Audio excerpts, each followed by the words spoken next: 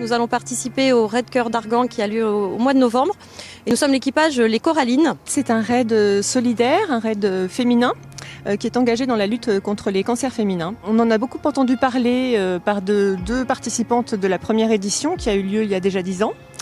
L'idée nous trottait dans la tête et puis quand l'une de nous a été touchée par la maladie, on a décidé de s'engager à notre tour et de le faire ensemble parce qu'on a partagé beaucoup de choses à ce moment-là. Le raid il a lieu dans le désert marocain fin octobre.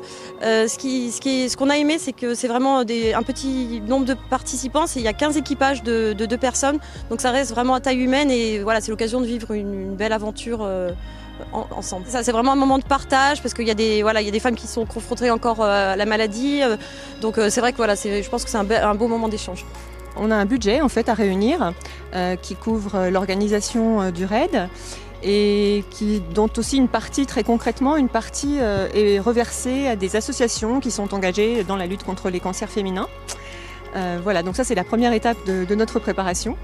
Et puis après, on se lance dans l'aventure et je crois qu'on est préparé sur place à toute la suite. C'est vrai que là, on a récupéré déjà une partie du budget. Alors, il nous manque encore à peu près 4 000 €. On fait appel à des partenaires. On a déjà des partenaires qui sont engagés dans notre cause. On a aussi une cagnotte Litchi pour les individuels qui ont aussi envie de rejoindre la cause et nous aider. Et puis alors on avait aussi plein d'idées avec des gens qui voulaient nous aider, des restaurateurs par exemple pour lancer des choses, et compte tenu du contexte sanitaire, c'est vrai que c'est un petit peu compliqué d'organiser ce type d'événement. On a aussi le Savoie Mont-Blanc Handball qui propose aussi de nous aider avec son fonds de dotation avec des places, une partie des places vendues, les bénéfices seraient versés justement à notre association. Donc, malheureusement, c'est aussi des choses qu'on espère pouvoir redémarrer prochainement.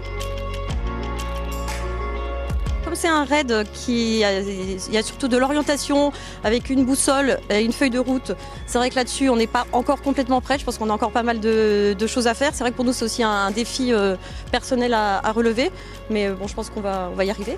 Très bien, moi je suis très confiante, on est juste impatiente parce que ça fait, vu le contexte actuel, le raid a été reporté déjà 2 fois, donc on attend avec impatience le prochain départ en novembre.